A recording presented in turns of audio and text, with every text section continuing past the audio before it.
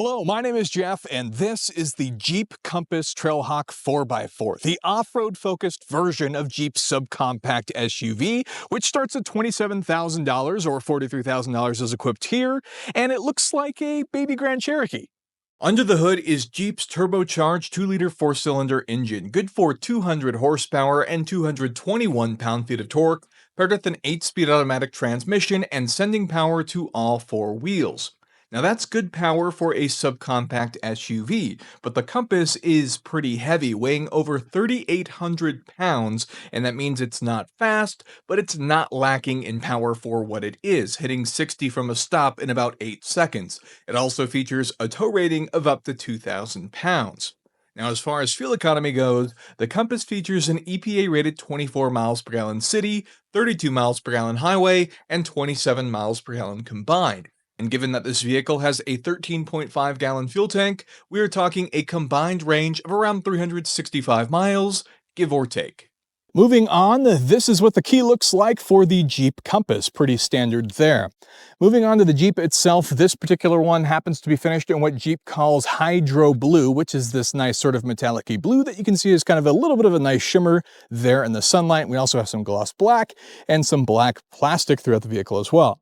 Another thing I need to point out is the fact that when you get your vehicle equipped with the Trailhawk package like this one, there are some other things that'll get changed cosmetically in addition to functionally that you can't really see on the vehicle. For example, with the Trailhawk package, you also get these red tow hooks and even these LED fog lights and this matte black graphics package we have here on the hood. So, I mean, that's kind of cool. Makes it look a little bit more rugged there. The ducks are actually not included as part of the package. That's kind of a Jeep thing.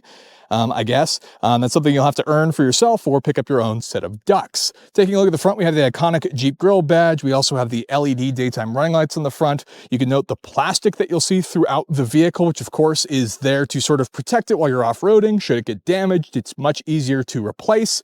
Another thing I obviously have to point out is going to be the wheels and tires.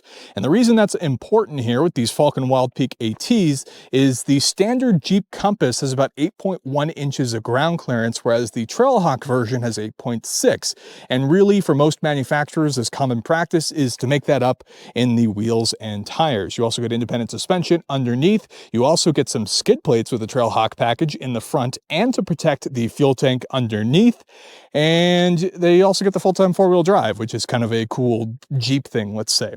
Now there's another cool badge right here that I want to point out, and this is the Trail Rated 4x4 badge. You've probably seen it before, but did you know that this badge does not come on every single Jeep? In fact, it's something that Jeep only gives to certain Jeeps which have successfully completed 5 tests, and those tests are in regards to traction, water fording, maneuverability, articulation, and ground clearance, which means this is certified by Jeep as their more capable trail-rated Jeep. And you can take that a step further with Jeep's Honor Badge system, which allows you to get badges saying you successfully completed certain trails with your specific Jeep, which is kind of a cool thing to, add on, like Moab, for example. Moving on here, there's also some Easter eggs over here on the driver's side. You can see the little old Willys Jeep logo there, and there's that little lizard down below.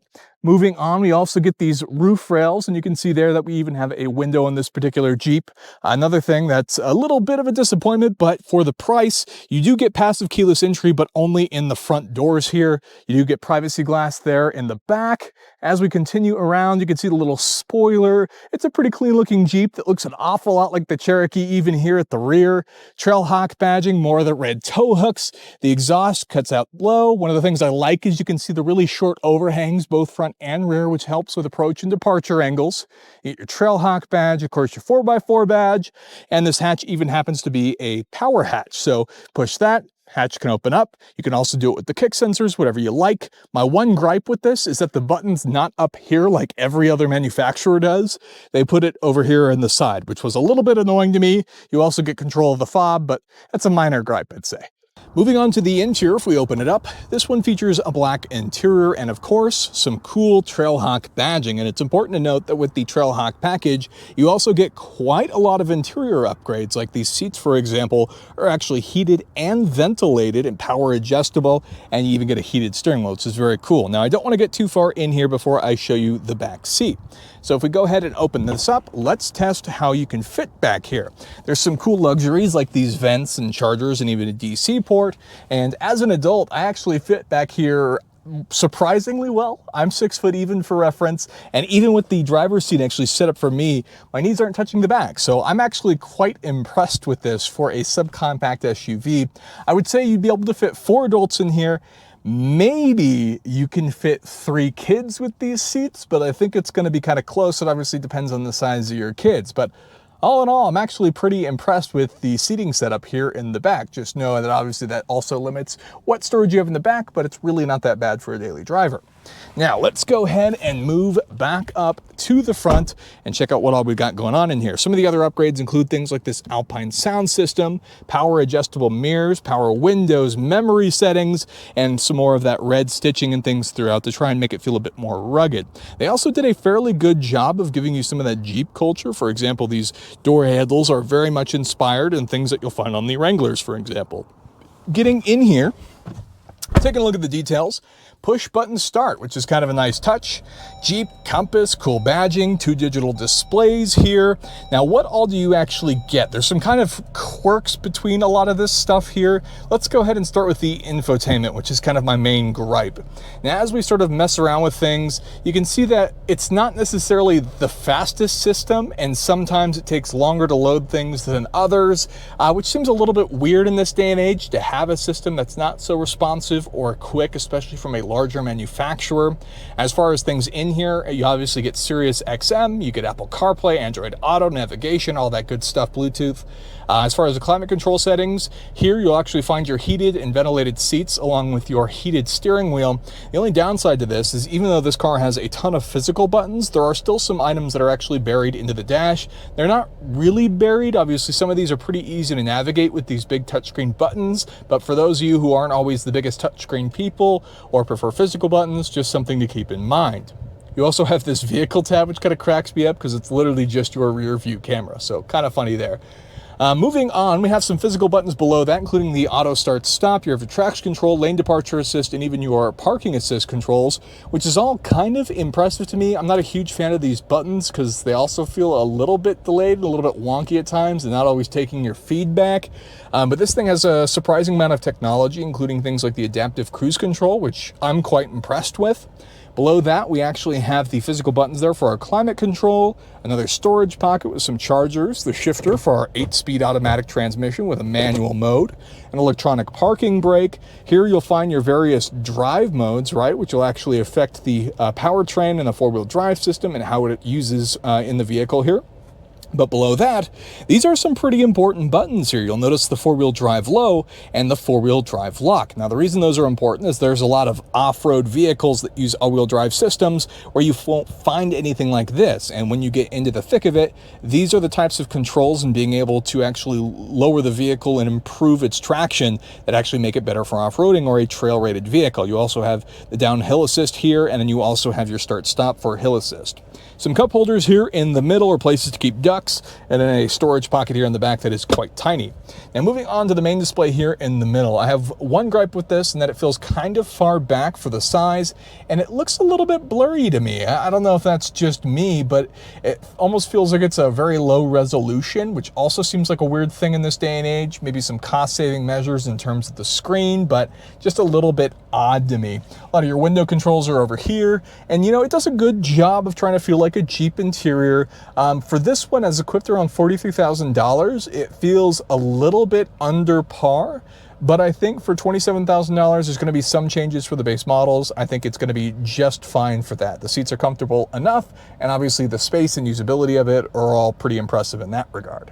All right, so what's it like to drive the Jeep Compass? Well, there's kind of a few things that I want to get off my chest right away, and that's going to be kind of the ride quality. For whatever reason, this vehicle feels incredibly stiff at times, which is kind of funny, right? Because when you think about the way a lot of off-road vehicles are engineered, they're engineered with softer suspension, right, for off-roading. And while this has a lot of the off-road kind of jostle you around characteristics, just sometimes, man, you go over bumps a certain way and it hits hard. It's a little bit weird.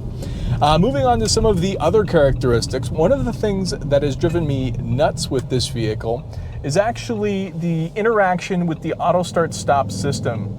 So this vehicle has it, obviously, most modern vehicles do, for fuel savings, let's say, with the air quotes. And this one is not responsive. It doesn't feel predictive.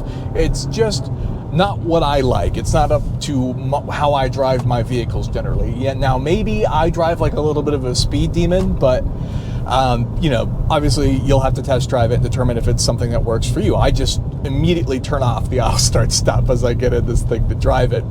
Another gripe of mine, I'm a little bit taller at 6 foot, but that gauge cluster being a little bit smaller, a little bit buried in there, I feel like I have to completely take my eyes off the road every time I want to look at that, check my speed, etc.